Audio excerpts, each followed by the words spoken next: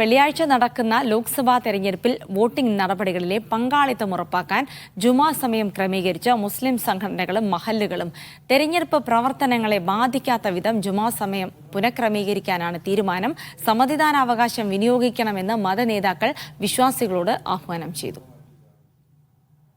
വോട്ടിംഗിനൊപ്പം വിശ്വാസികളായ രാഷ്ട്രീയ പ്രവർത്തകർക്ക് ബൂത്ത് ഏജന്റ് ഉൾപ്പെടെയുള്ള തെരഞ്ഞെടുപ്പ് ചുമതലകൾ കൂടി വഹിക്കാനാകും വിധമാണ് ജുമുഅ സമയത്തിലെ ക്രമീകരണങ്ങൾ.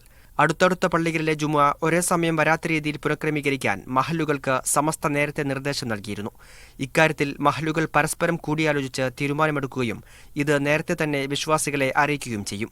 മിക്ക മഹല്ലുകളും സമയക്രമീകരണം പൂർത്തിയാക്കി കഴിഞ്ഞു. 2-3 പള്ളികളൊക്കെ അടുത്തുള്ള സ്ഥലങ്ങളിൽ പരസ്പരം അങ്ങുമിങ്ങും മഹല്ല് കമ്മിറ്റികൾ സഹകരിച്ചുകൊണ്ട് അരമണിക്കൂർ വീതം ഇടവിട്ടുകൊണ്ട് ജുമ നിർവഹിക്കാൻ അടുത്തടുത്ത പള്ളികൾ പരസ്പരം സഹകരിച്ചുകൊണ്ട് ക്രമീകരണം നടത്തിയിട്ടുണ്ട്. മുസ്ലിം സമുദായത്തിൽ നിന്നുകൊണ്ട് ചിന്തിക്കുന്നവർക്ക് വോട്ട് ചെയ്യുക എന്നതൊരു ധാർമ്മിക ഉത്തരവാദിത്തം കൂടിയാണ് എന്ന് ബോധ്യപ്പെടാൻ സാധിക്കും.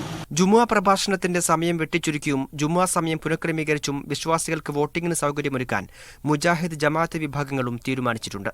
സമ്മതിദാനാവകാശം വിനിയോഗിക്കേണ്ടതിന്റെ പ്രാധാന്യം കണക്കിലെടുത്താണ് ക്രമീകരണങ്ങൾ. സമ്മതിദാനാവകാശം ഉപയോഗിക്കുക എന്നത് ഒരു പൗരന്റെ ചുമതലയാണ്. അടുത്ത വെള്ളിയാഴ്ച കുറഞ്ഞ സമയം കൊണ്ട്, മിനിമം സമയം കൊണ്ട് ഖുതുബയും നമസ്കാരവും തീർക്കാനാണ് ഉദ്ദേശിക്കുന്നത്. ചില ഏരിയകളിൽ ഒന്നിലധികം പള്ളികളുള്ള സ്ഥലത്ത് അവർ തമ്മിൽ ഒരു ധാരണ ഉണ്ടാക്കിയിട്ടുണ്ട്. വെള്ളിയാഴ്ചയിലെ തെരഞ്ഞെടുപ്പ് മാറ്റിവെക്കണമെന്ന് മുസ്ലിം സംഘടനകൾ തെരഞ്ഞെടുപ്പ് കമ്മീഷനോട് ആവശ്യപ്പെട്ടെങ്കിലും തീയതി മാറ്റാത്ത സാഹചര്യത്തിലാണ് പുതിയ ക്രമീകരണങ്ങൾ. പോളിംഗ് ഉദ്യോഗസ്ഥർക്കും രാഷ്ട്രീയ പാർട്ടികളുടെ ബൂത്ത് ഏജന്റുമാർ ഉൾപ്പെടെയുള്ള പ്രവർത്തകർക്കുമായിരിക്കും വെള്ളിയാഴ്ചയിലെ തെരഞ്ഞെടുപ്പ് കൂടുതൽ ബുദ്ധിമുട്ടാവുക. മീഡിയ 1 കോഴിക്കോട്.